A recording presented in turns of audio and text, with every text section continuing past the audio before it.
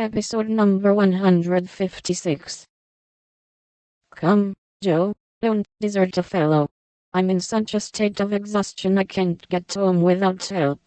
Don't take off your apron, whatever you do, it's peculiarly becoming, said Laurie, as Joe bestowed his especial aversion in her capacious pocket, and offered her arm to support his feeble steps. Now, Teddy, I want to talk seriously to you about tomorrow, began Joe, as they strolled away together. You must promise to behave well, and not cut up any pranks, and spoil our plans. Not a prank. And don't say funny things when we ought to be sober. I never do. You're the one for that. And I implore you not to look at me during the ceremony. I shall certainly laugh, if you do. You won't see me, you'll be crying so hard that the thick fog around you will obscure the prospect. I never cry unless for some great affliction. Such as fellows going to college, hey? Cut in Laurie, with a suggestive laugh. Don't be a peacock. I only moaned a trifle to keep the girls company. Exactly. I say, Joe, how is Grandpa this week? Pretty amiable. Very. Why, have you got into a scrape, and want to know how he'll take it?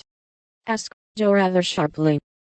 Now, Joe, do you think I'd look your mother in the face, and say, all right, if it wasn't? And Laurie stopped short, with an injured air. No, I don't. Then don't go, and be suspicious. I only want some money, said Laurie, walking on again, appeased by her hearty tone. You spend a great deal, Teddy. Bless you, I don't spend it, it spends itself somehow, and is gone before I know it. You are so generous and kind-hearted that you let people borrow, and can't say no to anyone. We heard about Henshaw, and all you did for him. If you always spent money in that way, no one would blame you, said Joe warmly. Oh, he made a mountain out of a molehill. You wouldn't have me let that fine fellow work himself to death just for want of a little help, when he is worth a dozen of us lazy chaps, would you? Of course not, but I don't see the use of your having 17 waistcoats, endless neckties, and a new hat every time you come home. I thought you'd got over the dandy period, but every now and then it breaks out in a new spot. Just now it's the fashion to be hideous.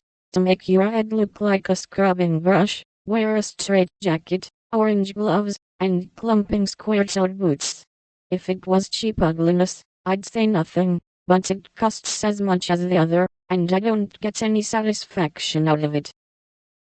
Laurie threw back his head, and laughed so heartily at this attack, that the felt hat fell off, and Joe upped on it, which insult only afforded him an opportunity for expatiating on the advantages of a rough and ready costume, as he folded up the maltreated hat, and stuffed it into his pocket.